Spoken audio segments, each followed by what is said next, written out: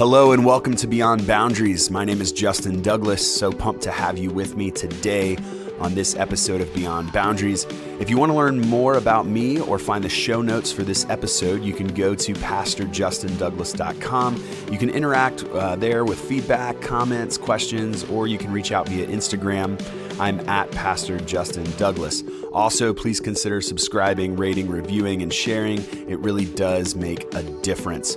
On this second episode of Beyond Boundaries, I sit down with Marge Kokal and we talk about her life story. Marge is a great friend. Every month, Marge and I go thrifting and get lunch together.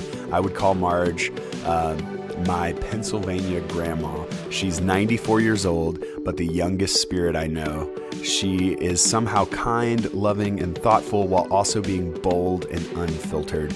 She has taught me a lot over the years and encouraged me in ways I am forever thankful for. I thought maybe it would be good for us to take one of our thrifting dates and do a podcast instead. So we did, and this is that conversation. Enjoy.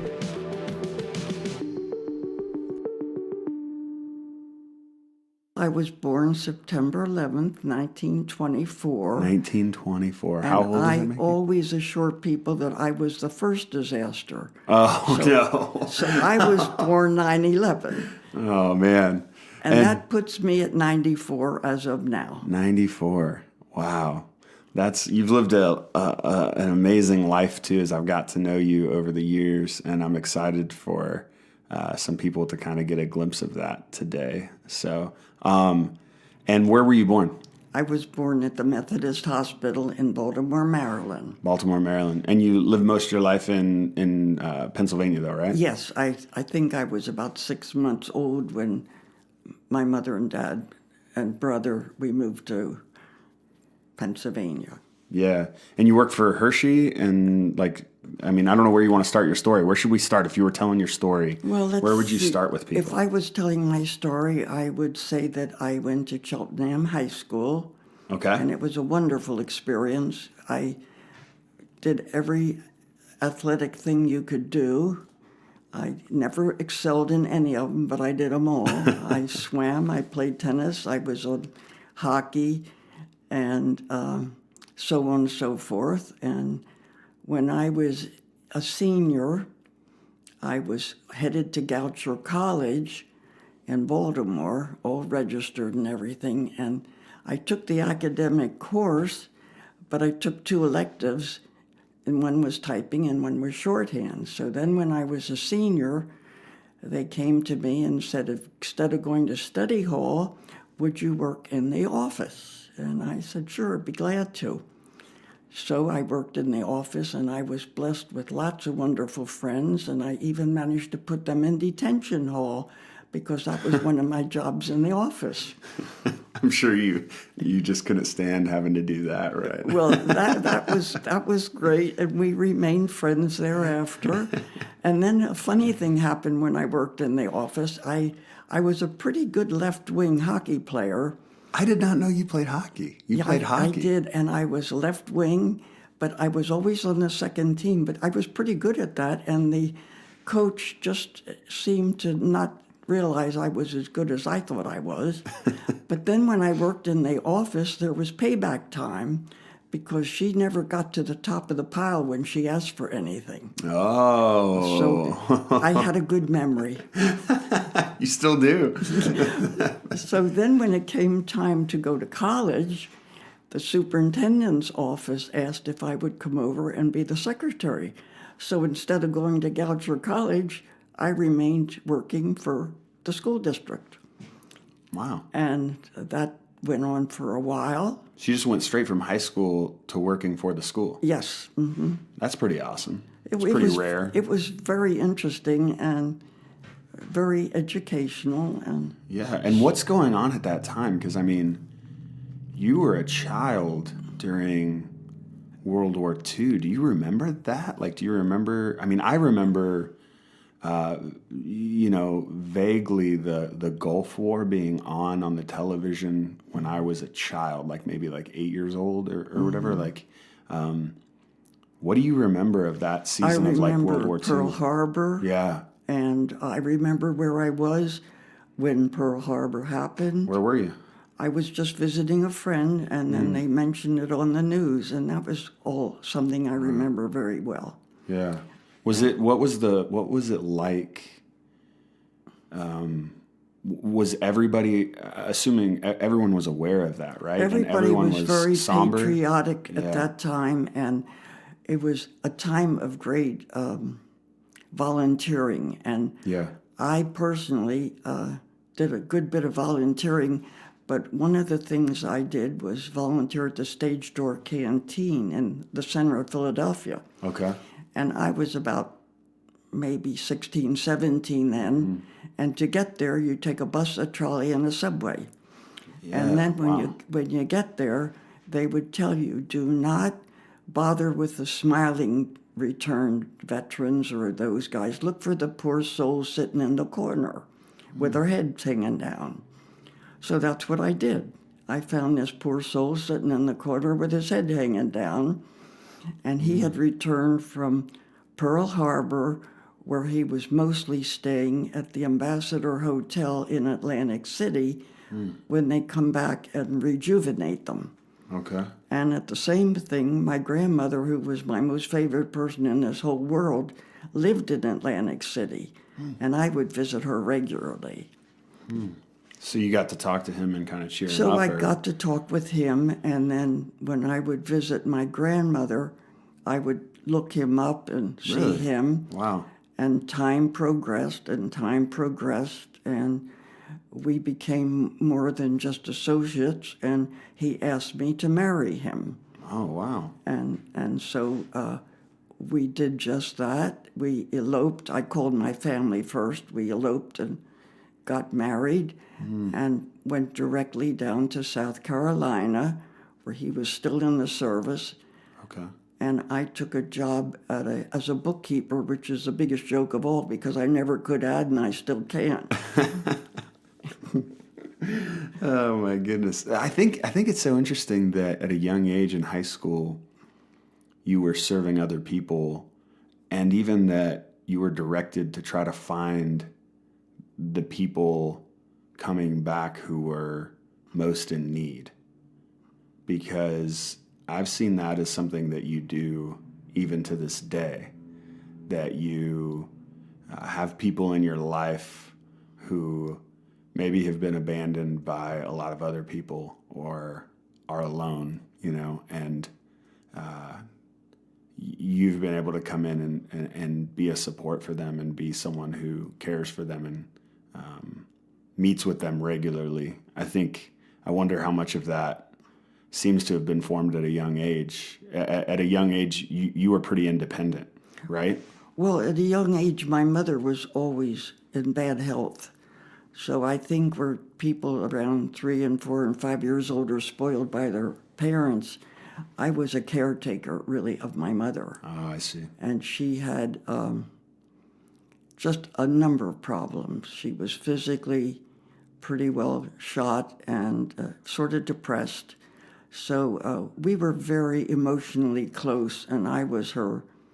I can remember as a little kid even watching her get dressed and helping her get dressed. And Yeah. she and I, it wasn't a thing like I was a spoiled little kid like I see a lot of people now. I learned at a very early age how to keep your mouth shut because my father had another love interest, my mother had another love interest, and I never said a word about anything. So you were serving your mom but in the sense of like taking care of her. So you were a caretaker. Yes. And where are you in the order of siblings too? Or are you? I have a brother who was 2 years older. Oh, okay. And he, as a young boy, well, we ended up, we're just tight, close, Yeah. crazy about each other. But as a young boy, he was very sickly, and he was real good for people to pick on and abuse. And so he was 2 years older, but I was sort of his caretaker. And you were probably the protector, too. I think you've told me some playground stories where you stepped in and were the protector, right? Yeah. Well, I can tell you this funny story. I came home one day, and across the street there was a family of 8, and they were a family to reckon with. They bullied everybody. So they had my brother, he was about 7 then, tied to a tree, and they were putting wood at the bottom of his feet, and they said they're going to burn him up. What? So I went home and got my Great Dane dog, who was my best of everything. And if you would have been like 5 at the time? I was 5. and my Great Dane dog, if you know Great Danes, they wouldn't bite you a fly. Yeah. But I took him across the street and I said, "You don't release my brother, my dog will eat you up." And they released him. But he was my buddy. He grew out of that, and he educated me in the ways of the world and so on and so forth. And what made me a pure, untouched woman for the rest of my life, because he told me what he and girls did in the car. Oh, man. But you're taking care of your mom, in some ways your brother, at a pretty young age. Like before you're even in elementary school, you're already kind of assuming somewhat of a caretaker, protector position. And then you become the protector of like secrets as you grow older and get to know some of the, I guess, darker sides of your parents and their lies to each other or whatever, and you got to hold that, or you feel probably a pressure to hold that, right? At a young age. I just, I didn't want to do anything that I thought was not fair or right to them. So it wasn't going to do any good for me to advertise it. Exactly. Yeah. So then you go to college, or not college. No, you go to high school, and out of high school you go right into the workforce, and then you moved to South Carolina. And how long were you in South Carolina? About a year, and as I said, working as a bookkeeper was the biggest joke anybody would ever have, because to this day I can't do math. Yeah, and then you moved back here after that then? No, after that we moved to Penn State. Oh, okay, where State College. I was lucky enough to put my husband through college for 4 years. Oh. And we lived there, and we had an apartment on the 3rd floor, right on East College Avenue. Okay. And for the first several years, I worked for the dean of the School of Education. I was his secretary. Okay. And we did a lot of things like skiing and stuff, and I managed to break my leg. So then that was handy, going to work up and down those 3 flights of stairs with a broken leg. But I did it. And then the last year I was there, I worked for the dean of the graduate school. And all of those work experiences were just marvelous. They were all great. And to this day, I still keep in touch with the people that are still alive. Oh, that's awesome. Now, did you have any kids while you were there yet? Or no, I had a miscarriage while I was there. Oh, no. I worked that into the schedule. Oh, man. How was that? How was it navigating being a young adult? I know a lot of people who have had miscarriages. How did you navigate that? Well, I think I gave it a day, because I was not what you would call a spoiled wife at that time. It was a matter that I would take care of my husband. So I had a day off or 2 from work. Wow. It's just a sideline. Man. And I know in your story you've had to endure a lot, like even just as a young person being a caretaker, and I think that's just one other element of... Well, I have to interpose my grandmother, because that had to be the happiest situation anybody ever had as a young kid. Okay. Because she lived in Atlantic City, and at age 5, they would put me on the train at North Philadelphia Station. She'd meet me in Atlantic City, and we would spend weekends together that to this day are still the best times in my life almost. That's awesome. So what would you do on those weekends? That was at a time where you could turn a kid loose on the boardwalk and nobody would bother them. And she would like to play 1 o'clock free bingo games. So I'd leave her in the bingo game, and I'd walk up and down the boardwalk and go back and meet her. And That's then awesome. we would go for lunch at the Knights of Columbus 50-cent lunch special, where I learned very early in life that it doesn't matter what you want to eat, look at the right-hand side of the menu, because basically everything's the same, so see what it costs and get used to eating that. You said 50 cents, so 50 50 cents cents for lunch? full course lunch, yes. Oh my goodness. So we That's would amazing. hit that all the time, and we would have wonderful fun. So Atlantic City was kind of your safe space, your Definitely, harbor of sorts. And I loved it out of season, and I became a real beach bum, and I could walk up and down the beach and loved it. That's awesome. That's awesome. How often do you go back now? Do you ever get back there and like just absorb I, the memories? Because I'm When sure it's I changed was married so much. to my last husband, St. Joseph, we used to go to Cape May, and that was just blessed. Yeah, yeah. And That's great. So you guys are at Penn State, and then what happens? He graduates, and you guys move from there. Is he that what? graduated in forestry. And Forestry. Okay. Forestry, and he was very fortunate that I was a secretary because I wrote all his papers. And that's while he's building model airplanes. Oh my gosh. So it was would you describe that relationship as a difficult relationship? Quite difficult? I would describe the 21 years I was married to him as the greatest challenge of my life. And I feel that I learned a lot. And it's something that I can always be grateful for. Grateful for the challenge, even for the difficulty. I like challenges. Yeah. I think a lot of people see the challenges in their life as like, man, I wish I didn't have this challenge. It seems like you see a challenge as an opportunity to grow or learn something or push yourself. At least that's what I've seen in your life. Well, what I am grateful for is I think every problem that you get over will make you stronger. And to this day, when people tell me they have a big problem like breaking a fingernail, I really would like to vomit, but I try not to. But out of my marriage, I had 2 sons. Okay. And when you had your 2 sons, had you moved from State College to the Hershey area at that I lived in point? State College when I had the sons. Oh, okay. Okay. And, no, wait, I told you fib. No, moved to Latrobe after State College. Oh, okay. Where he got a job as a Boy Scout executive. Oh, okay. And that's where I had my 2 sons. And one was born in 1951, and that was Randy. And one was born in 1953, and that was Bruce. And after Bruce was born, well, it cracked 3 vertebrae in my back. And that sort of laid me low, which was followed by a spinal fusion. Now, while this is all going on, you're more or less taking care of your boys and yourself. Yeah.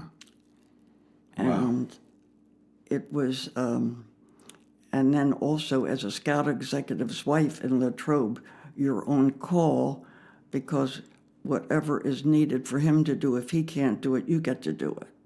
Oh, man. So you get to be sort of more than one dimension to your life. Yeah, you have to balance a lot. And you're also managing the pain of your back. Yeah, I mean, that doesn't feel good. No, that's like debilitating type pain. Like it can keep you from. It isn't fun. How long did it take for you to recover from that, or to get back to a manageable place? To tell you the truth, something like that never ever really goes away for sure. You always have a certain amount of it, so you get used to it.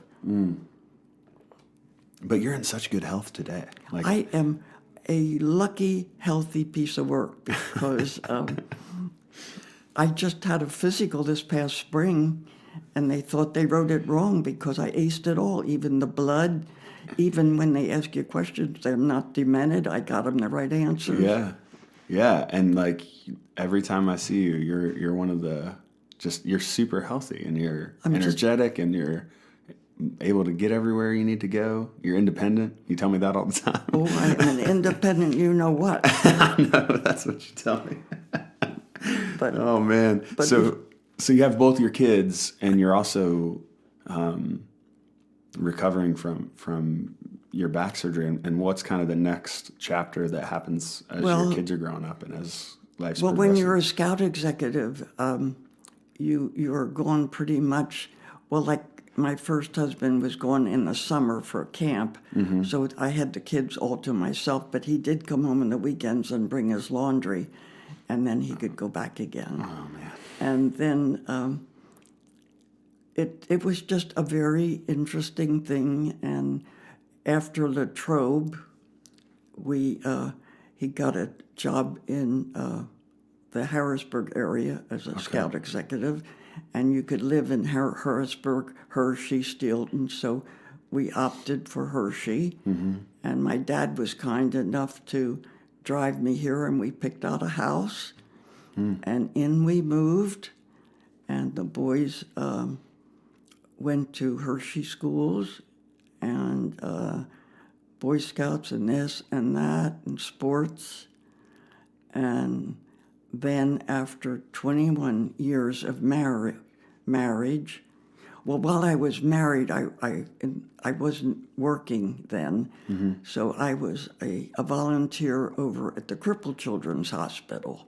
Oh, wow. And that was very fascinating because I was volunteering with the little boys from 9 to 12 every Friday morning. And when I first went, for the first several weeks, I would come home and literally get sick because of seeing those little children so devastated. Yeah. It would really physically make you ill.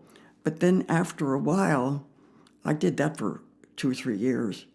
After a while, when you see them, they're just normal bad kids. Yeah. When you get over the initial thing. Yeah. And they were precious, just precious. What made you want to volunteer there? Because again, this is another, I think, weaving in another element of you seeming to gravitate toward those who are maybe at the margins or... I don't know how I got there. I think somebody just asked me, and I don't recall, but I wasn't working at the time, and the boys were in school. And, oh, I know what I have to tell you, too. I was a den mother for 1,000 years. Oh, yeah. I'll have to tell you your that after. pride and joy. But when my boys were, the oldest one, he was time to get in a Cub Scouts. That would be 7 or 8. Yeah. Well, I became a den mother because then, of course, my Tell husband... people what a den mother is if they don't know. A den mother is somebody that meets with boys starting at 8 years old until about 11 every week for forever, and they meet at your house, and you take them on trips, you do this with them, you do that with them. It's part of Boy Scouts, correct? It's part of Boy Scouts, and I could tell you a certain amount of experiences which I will never forget. What's so amazing is you still have relationships with many of these young kids that you know, and I've met some of them. And it's amazing the respect they have for you and the reverence they have with you. They really almost treat you like their mom.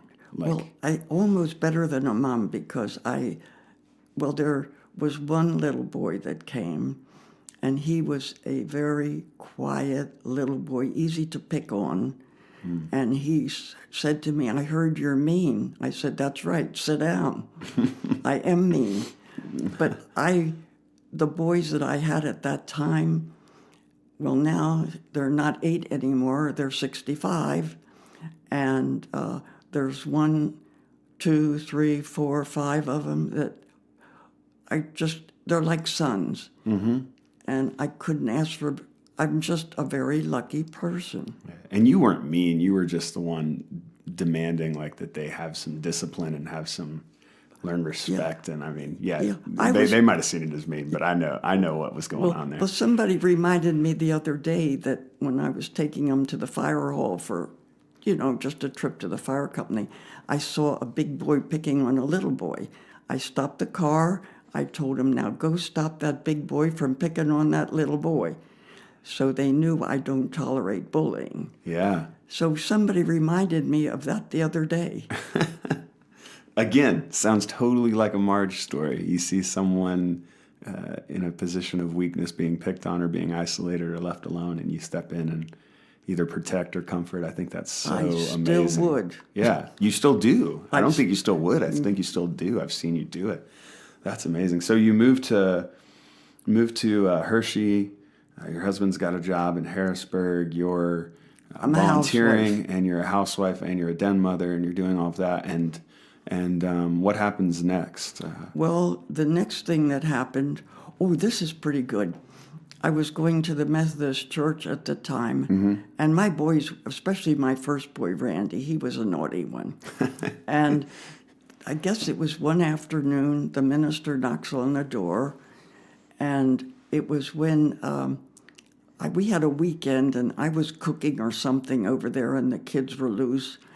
And the minister's knocking on the door, and I was sure he was going to tell me my kids were bad, because that was nothing new, especially my first one. But at any rate, he didn't come to tell me about the bad behavior. He came to tell me that my husband died in Georgia. Oh, no. So that was quite a shock, to say the least. And so what I did when I heard that was my oldest son, Randy, he was 12 at the time, and he was a typical naughty boy with a big heart. And I will never forget sitting him down on the couch and saying, Randy, you are no longer a son here. You are my partner. You are not going to be bad anymore. You are going to be good, because I have to go to work as of tomorrow because we have a lot of debt. And so as of that day, and he said, okay, Marge, and he shook my hand, and he said, from now on, you're Marge and I'm Randy. I said, it's a deal. Wow.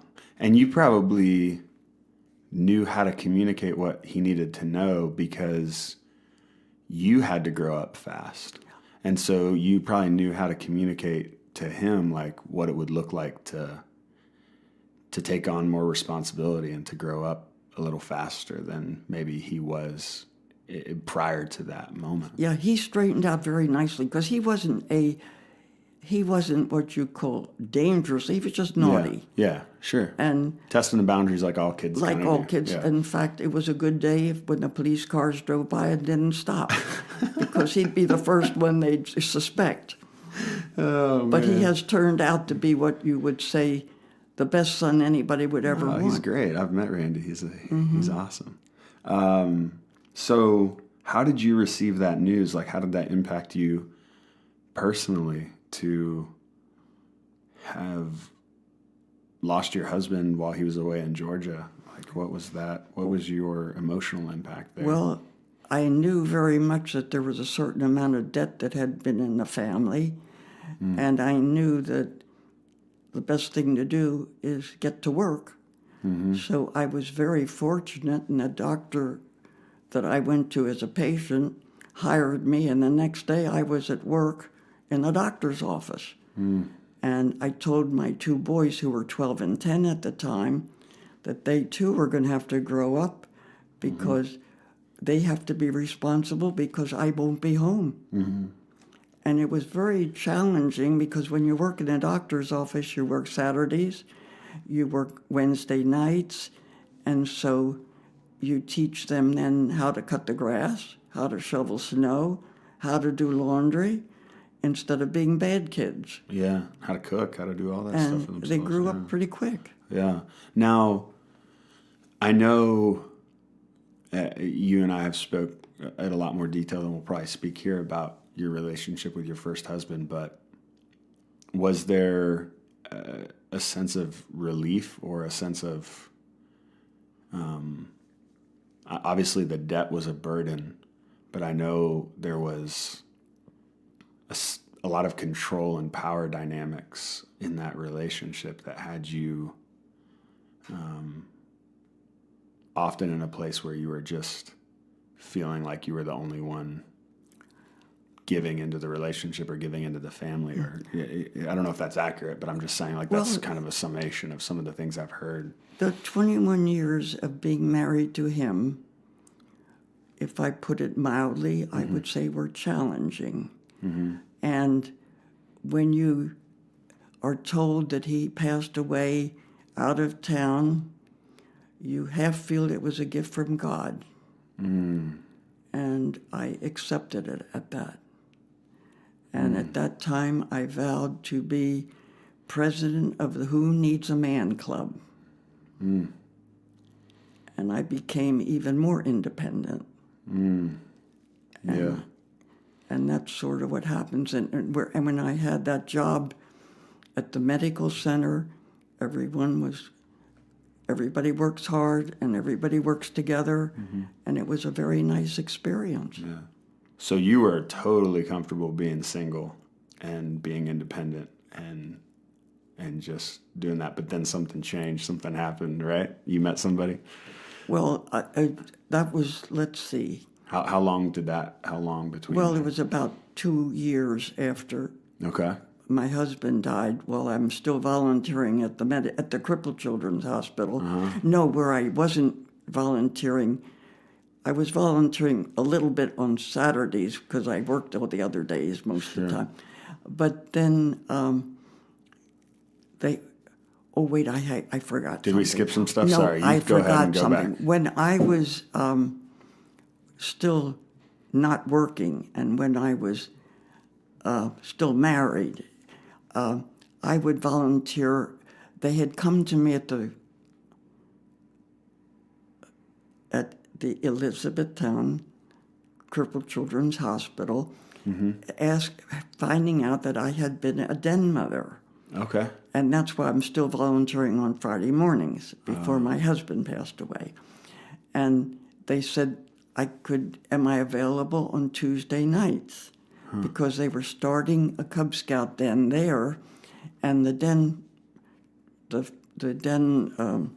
chief, Cub Master, was not too good with keeping things in order. And they had heard I do keep things in order. They heard right. So they heard right. So I went and I took my oldest son, Randy, as a den chief with me in his Cub Scout uniform. And the first thing I did was put on this ugly, ugly face to these kids who would come in with strollers and crutches and wheelchairs, and then when they'd disappear again. And I told them right off the bat, I heard you are not respectful to your Cub Master. I said, I am mean. That's why they hired me. But from now on, you be good or you'll be sorry. But if you're good, you'll be glad.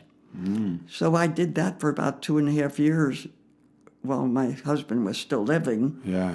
And then when I was still there on Friday mornings, all the nurses would come to me and say, well, you see him on Tuesday nights. Tell him we like him. We'd like to be with him, et cetera, because he was a bachelor, and he was a handsome man. He was a perfect gentleman, and there's no reason in the world that they wouldn't be after him. Sure. So every time I'd go on Friday, they'd say, well, can you put in another good word for us on Tuesday? So I did all that for about 2.5 years. And then things changed, and I had to quit that because I had to go to work. Yeah. And then how long until, what, you said 2 years? Well, then it was right after my husband died. The Cub Master, his name was Marge Kokal. He gave me a call, and he said that he had heard that my husband died, and if there was anything I ever needed, since I was good to the Scouts, he would be good to me. And thinking back, he would take my boys to the orthodontist and do different things like that. And then there was a dietitian there that had the hots for him. So they came to visit me one evening, And she looked around the house, and I'll never forget this. She opened up the boys' closet and said, "When were you born?" I said, "September." She said, "Well, they're supposed to be neat and tidy, and this is a mess." And what she was really trying to do was ingratiate herself to Joseph and make me look bad, but that didn't matter. But then this sort of went on just a little bit like that. And then I guess a year after Russ died, I sold my kids wanted to do something. They wanted to go on a trip. So I sold my life insurance and took the two of them and me on a cruise to Bermuda. And the whole time on the cruise, they didn't like being cooped up in the stateroom, and they saw all these pictures of riding motorbikes, and can we ride a motorbike, and can we ride a motorbike? And I said, sure. So 15 minutes off the cruise ship, we find motorbikes, and fortunately, they were on one together, and I was on one alone.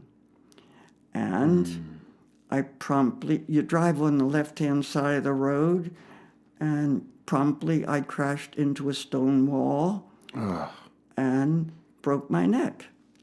And this is after you had back issues. Yes. Oh. So there and you're in Bermuda. I'm in Bermuda with the two boys alone. How old are the boys? They were 13 and 15. Oh, my goodness. So I am sprawled out on the ground and cut my head open in the back and couldn't really move. So one of them says, "My mother's bleeding to death," and the other one said, "That's the only parent I have left."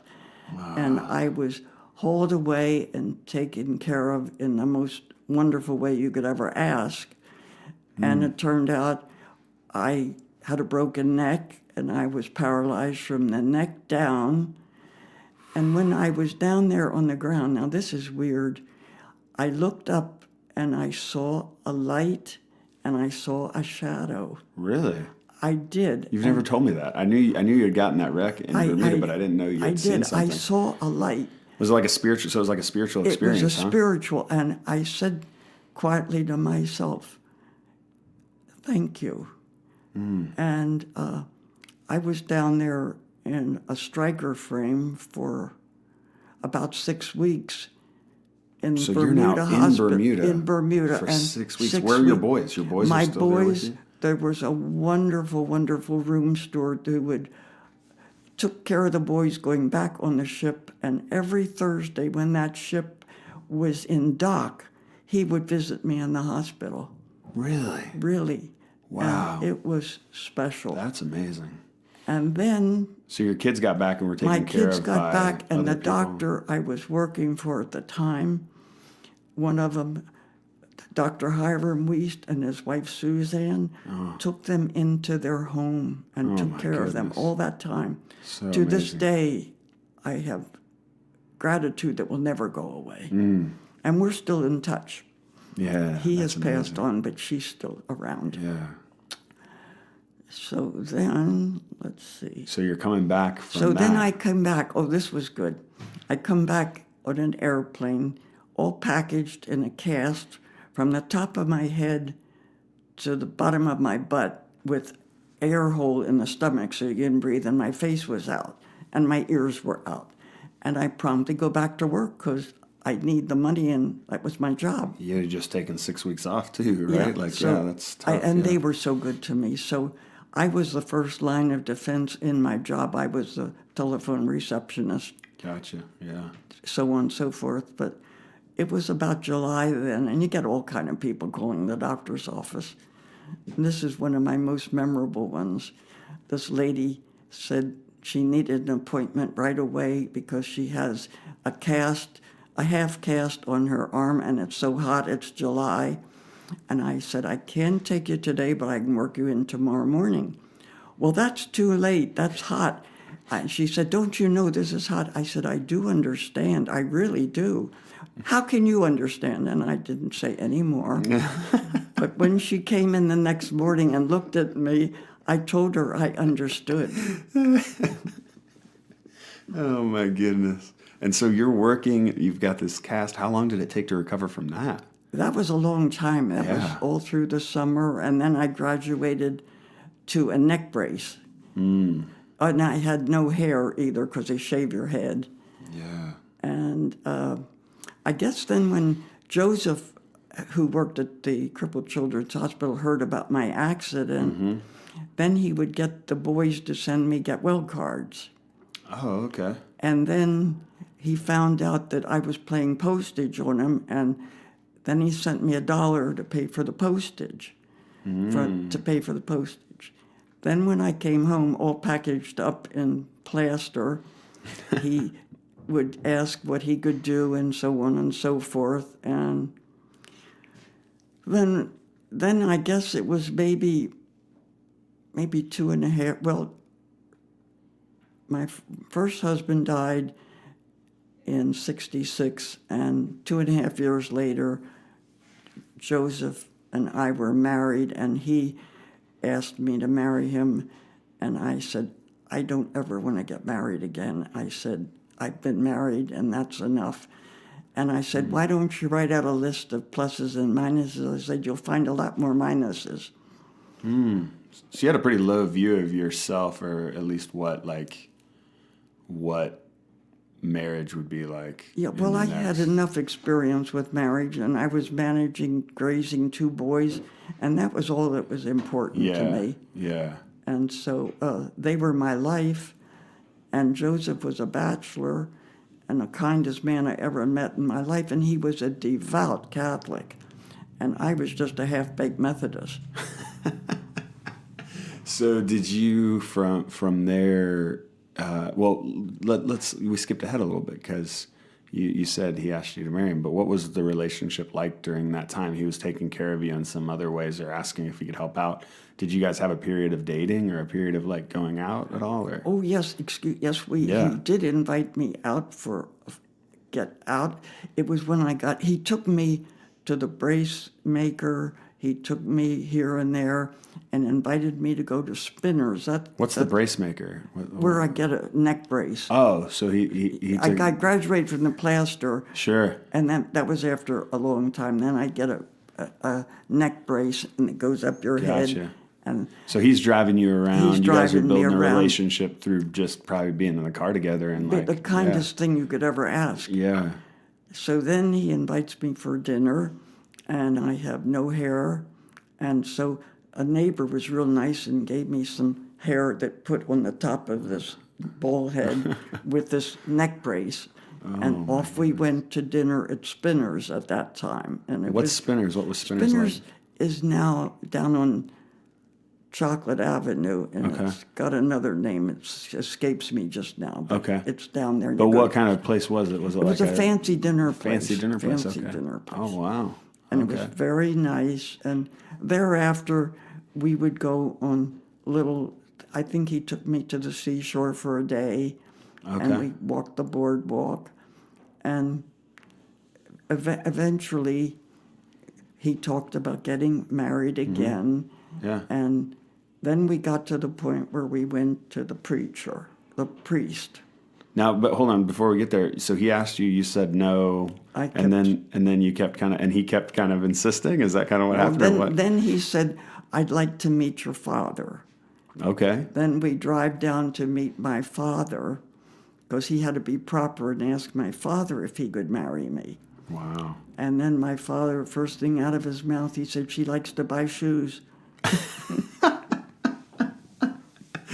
Oh man! Yeah. So he did everything that a superhuman gentleman would do, and this is probably a good time to like pause and say, let's talk about Joseph's story. Oh, that would be wonderful. He had an amazing story prior to meeting you and prior to asking to marry you. Well, you want to just give a brief overview of his experience? I should indeed, because he was Superman if ever there was one. Yeah. Go ahead and tell us a little bit about his experience prior to being in PA and prior to meeting you. He should really be called St. Joseph, because he was born in the United States at White Valley, where it's out near Pittsburgh. And Okay. his family origin were Slovenians. And his father worked in the coal mines in Pittsburgh, and his mother wanted to go back to Slovenia, and she took the children back to Slovenia, and that would be during World War II. So then when the Germans invaded Slovenia, they knocked on his door and said he is going to join the German army. And he was about 18 at that time, and he said he was not going to join the German army because he was an American citizen. So they put him in a concentration camp for 4 years. And in that 4-year period, his one hot meal a week, basically speaking, was boiled potato skins on Sundays. Other than that, I don't know what he ate or how he did it. But he came out of the concentration camp with no teeth because they knocked him out. He weighed 86 pounds, and he had tuberculosis. And when he got out of the concentration camp, he won't speak too much. He never spoke too much about it. You just got the bare essentials. Yeah.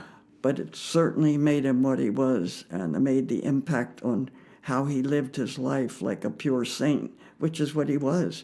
Wow. And he then went to out near Pittsburgh again, where he worked as a brace maker. And then after some time there, that's when he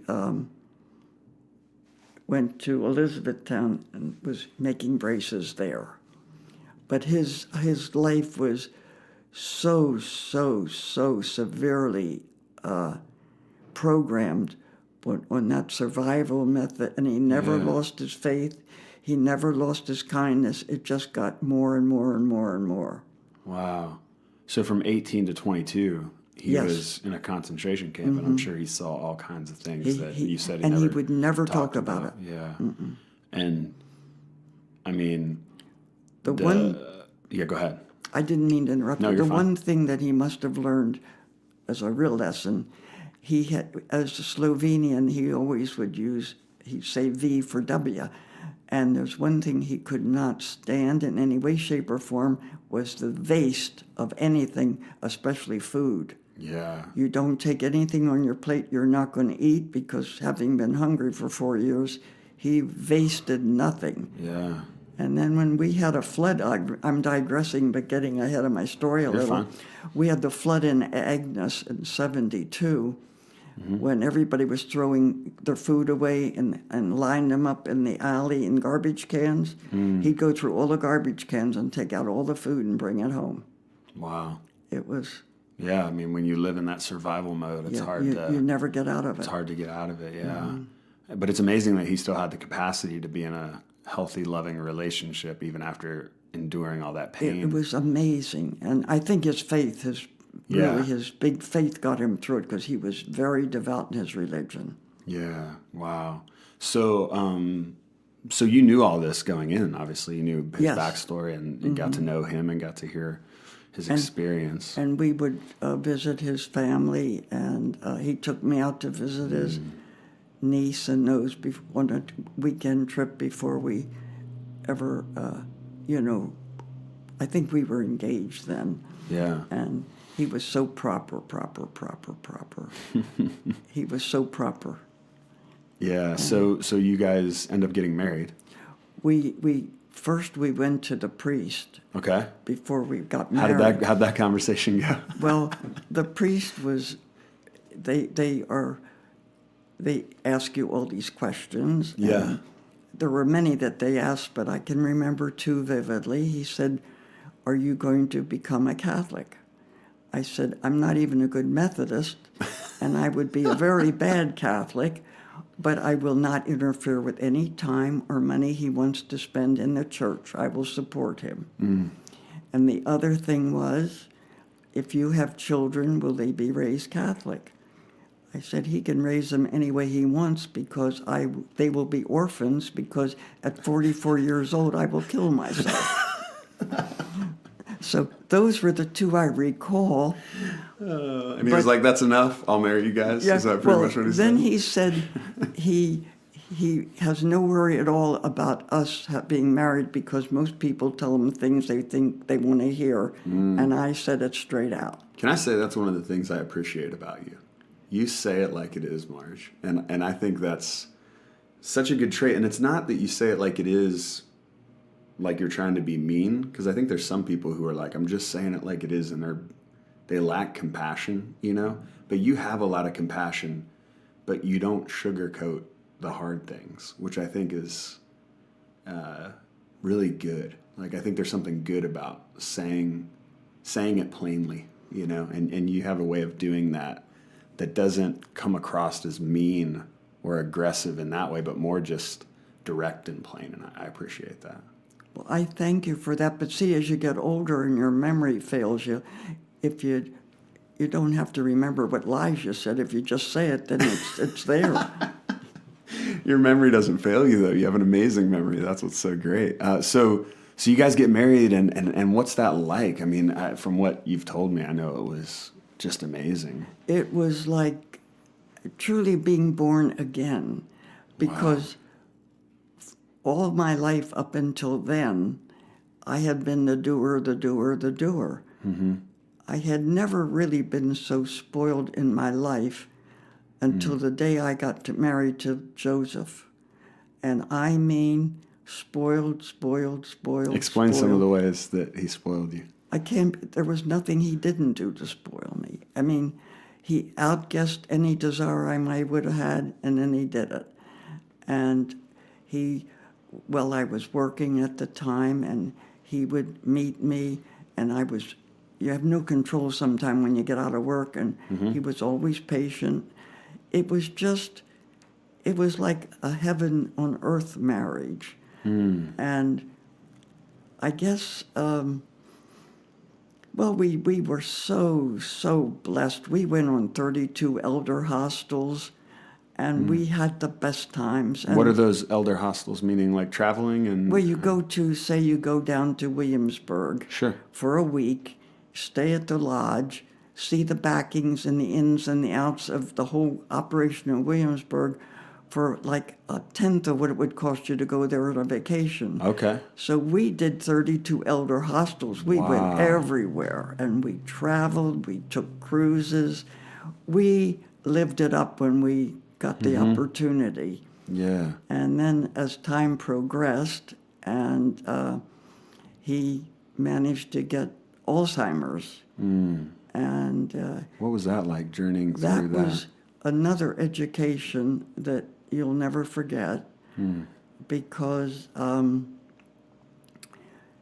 it's a progression of watching the person that you love just slowly deteriorate.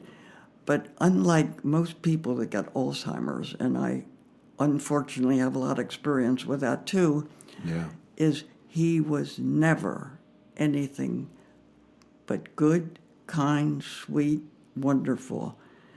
And I took care of him at home for 9 years, and it finally got to the point where you really got physically ill, so I had to put him in Country Meadows in the Alzheimer's unit. But I would go over every day at lunch, and I would go over every day at supper, and I'd spend just about the day with them. And you learn a lot. And you see other people with Alzheimer's. Now, Joseph, having grown up without things, he had interesting little quirks. Like, he would never throw anything away, so if they put flowers out on all the tables for decoration, they'd end up in his room in his drawer because he didn't want them to go to waste. So he would collect things like that. And then he was a very gentle, kind soul. And it deteriorated, and then you have to take another step and go to another. He fell down and broke his hip, and so we went over and had a sip, and I stayed on the floor in the room with him because at that point he couldn't really communicate. So then they went from Country Meadows to Fry Village, where they have different kind of care. Yeah. And that's over in Middletown, and they were very good also, and I was over there every day also. And around what year is this taking place, right? He passed away in 1986. Okay.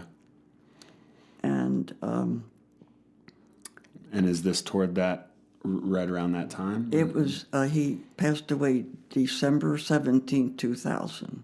Okay. And, sorry, he passed away December 17th? 17th, and his birthday was Christmas Day. Oh, okay. He was the second coming of anybody. So he passed away in 2000, but where we're at in the story right now is... We're about in 2000. In 2000, okay. So it was toward the end that he got... It was toward the end, and the... it's amazing how God does guide you in this world, because I never would go over before lunch.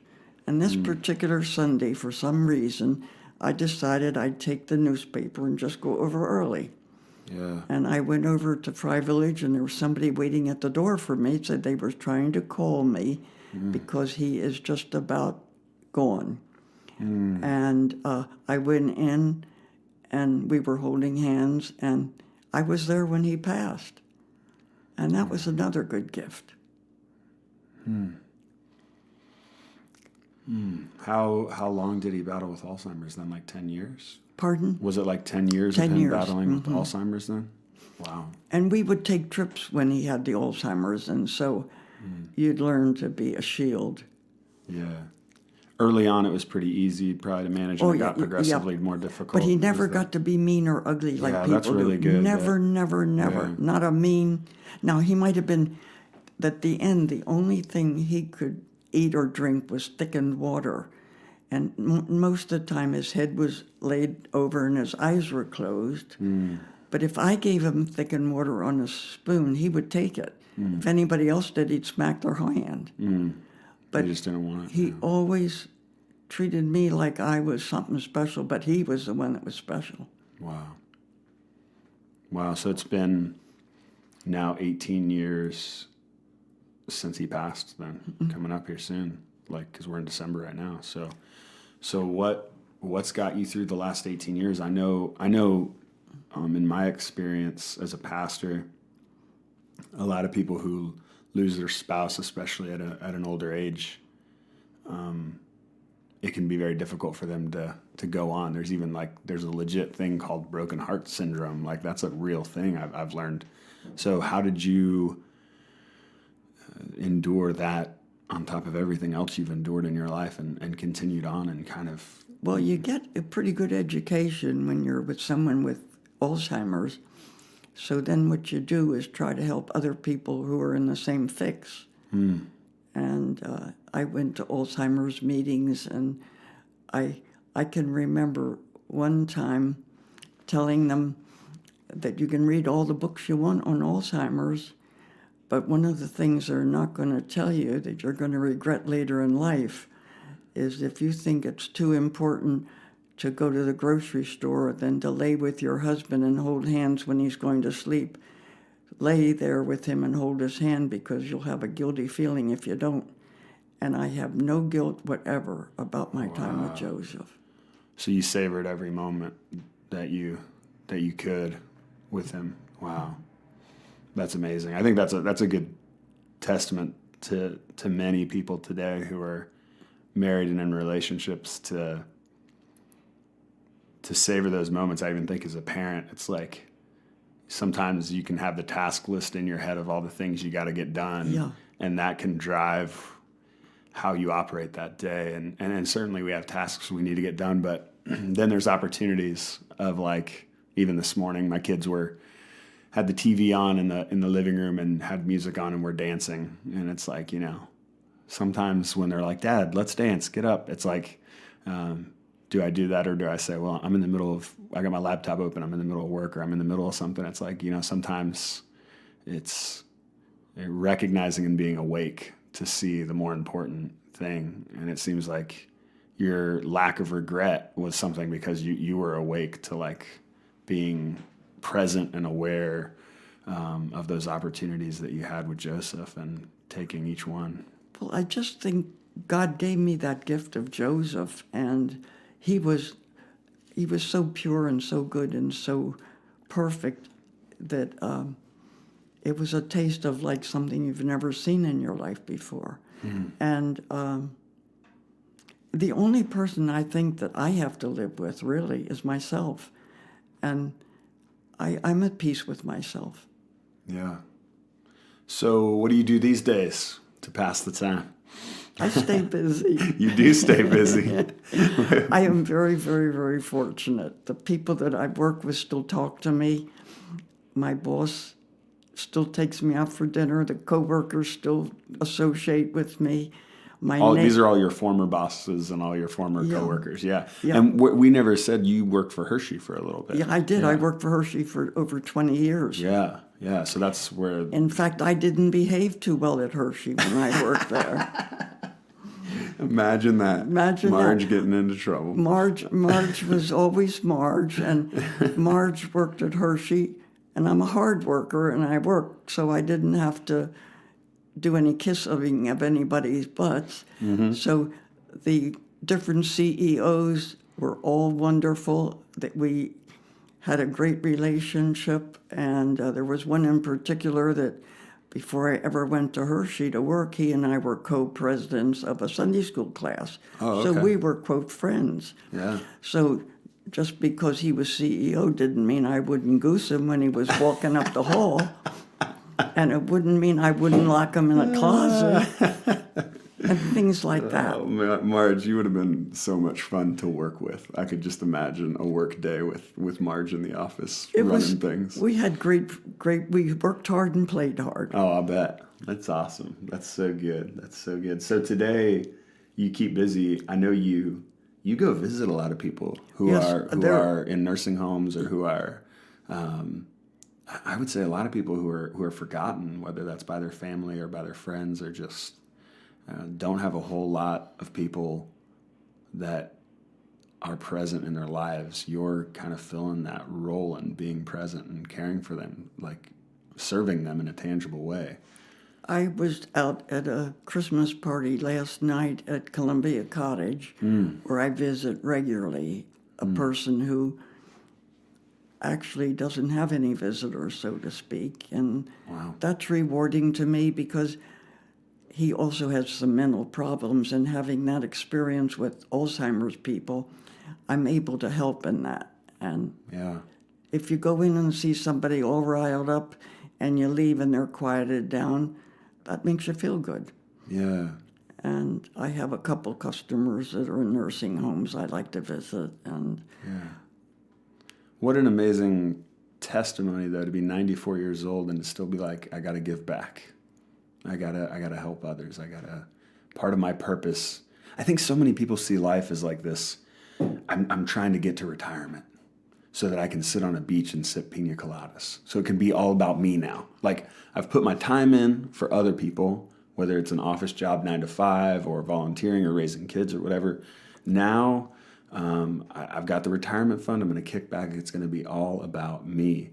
And I think that's such an interesting finish line for a few reasons. First of all, I think the moment you get there, it's not really what you want. It doesn't fill the hole. It doesn't provide purpose or meaning. And it might be great for a vacation for a couple weeks. I think we all need rest and relaxation, especially if you've been working in a corporate job where you've just been, punching the clock all the time. That may fill your soul for a couple months more because you need the rest and relaxation than actually that it's providing you meaning or purpose. But eventually, retirement, at least as many of us paint it in our heads or have been taught to paint it in our heads, is really selfish, and it's not something that provides meaning and purpose. And so you're in a place where, like, I see you at 94 as an example for someone who's 18 coming into adulthood. Like, serve, like be present with other people, find other people that you can pour into and care for, and that you have the ability to lift up. Go find those people, and you're doing that at 94. You're not like I got to get on your schedule when I call you to meet. I'm like, Marge, let's meet. We're like emailing back and forth, and I've got to find a way into your schedule because you're like, I'm meeting so and so on that day. We're having lunch, or I'm going to be out at Columbia Cottage on that day, and you have commitments. Like it's not just like, oh, I'll pop in whenever. It's like you're committed to these things. They're part of your schedule and part of what you're pouring into. I just think that's so amazing. Yeah. I'm blessed. Yeah, but you're blessed, but you're being a blessing to others. And I think that's the interesting, unique thing is that as you're blessing others, you're blessed yourself. And I think some people miss that exchange, right? One of the luckiest things that happens to me, I've had two very, very dear friends in my life. They both have passed on, and I was with them for the years when they were having trouble. But I think I must have visited Masonic Home 20 years to visit my friend Hilda. And she was my dearest friend. Now, her son, Kenny, and his wife, Mary, every single month take me out to lunch. Really? And then my other dear friend, Betty, whose sons I also had in the Cub Scouts, and her daughter is my godchild. They're still can't do enough for me. And there again, I took care of her in her times. But they were my two dearest and deepest friendships. And I was there for them, and now their family's there for me. Yeah, and that's amazing too, because a legacy of giving and service and gratitude toward others really does create like this community. It does. And you have so much community. I even think of one time I came over to your house and there was someone, I think, raking leaves, and that's one of your former my neighbors. Oh, yeah. Oh, your neighbors. I have to get into my neighbors. Nobody in this world has better neighbors. I mean, nobody. They spoil me rotten. Yeah, your neighbors do, but this wasn't your neighbor. This was one of your former den boys, right? Wasn't he there? Yeah, he was a Cub Scout. Yeah, he was a Cub Scout. He was Betty's son. Okay. And he's the one that my basement's always leaking. I did tell you about, and he's the one that arranged for me to have a sump pump put in my basement. He arranged the plumber, he arranged the price, he arranged everything. Wow. Now, who would care that much about some old bag's basement leaking all the time? But I didn't spoil the kids. I took them on all kind of trips. I took them to Annapolis and everywhere. Yeah. And they'd get in the car and they wouldn't buzz. They listened. That's amazing. That's amazing, though, because I think that's a testimony, I think, to the beauty of serving outside yourself. And the fact that we're designed, I think, in a way to care for one another, like to serve others. And I think that, obviously as a pastor, I think central to the gospel is that we're to serve other people even more than we serve ourselves. Like there's something beautiful in that imagery of us laying down ourselves to serve someone else. Like there's something beautiful there. And you've done that, but often what's seen in that is like a weakness maybe, or it makes you weak. I mean, I think just some people have that imagery, but what's amazing is it makes you not just strong as a person, like so much of what you've been through has made you strong as an individual to endure things, but it's also made you strong in the relationships you have. You have so many committed relationships with people who, because of the time in which you served them and the way in which you served them and the commitment in which you served them, there's now a bond there that can't really be broken by anything else, which I think is the beauty of caring for one another. It unites us. Like when we love our neighbor as ourself, it actually, there's a unity that happens there, that a bond, like I said, so you have so many of those. I have such a good bond with the people I've worked with. It's just a gift. And there was one guy that I worked with, and I warned him that he was going to get canned, so quit before you get fired. And he didn't. And we meet regularly. He and his wife just passed away, and we just are always there for each other. Yeah. But I would like to say to you, Pastor, you are a gift to not just me, but to everybody that's lucky enough to have you. And I couldn't mean it more. Oh, Marge. Thank you for that, Marge. Marge, you're a gift to the Bridge. We love having you at the Bridge. Well, hey, we'll have to do this again sometime. It's been awesome to hear your story. I'm sure there's so much more of it that we could dive deeper into. And do you have anything you want to tell people who are processing this? Maybe anybody who might be considering volunteering and serving, or someone who's maybe going through a season of difficulty, whatever, we've touched on so many different topics. Is there any way you want to wrap this up or encourage people to learn from your story? Well, I'll tell you, one of the things that strikes me funny is when I talk to people and they're going to have a real busy week, because on Monday they're going to go to the beauty parlor, and on Tuesday they're going to have their toes, have a pedicure, and then they're going to have a massage, and their whole week is taken up. And I thought, rather you than me. Wow. So the moral of the story there, get outside yourself, do something for somebody else. Maybe that would be not the way I want to live, put it that way. Yeah. Well, that's amazing. Thank you, Marge, for taking time to share your story and just share what you're about. Really appreciate it.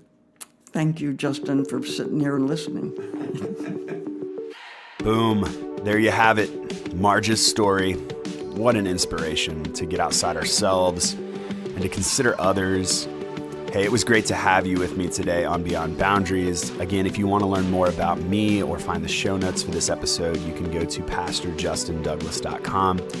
You can interact there with feedback, comments, and questions, or you can reach out via Instagram. I'm at Pastor Justin Douglas. Please consider subscribing, rating, reviewing, and sharing. It really makes a difference. And I'm really going to emphasize subscribing today because I am at Q Conference. My flight actually got canceled, and I'm sitting in a hotel room late on Sunday night as our flight is going to go out tomorrow. And I have had the opportunity to interview multiple people while I'm here at Q Conference. Interviews that have been very powerful.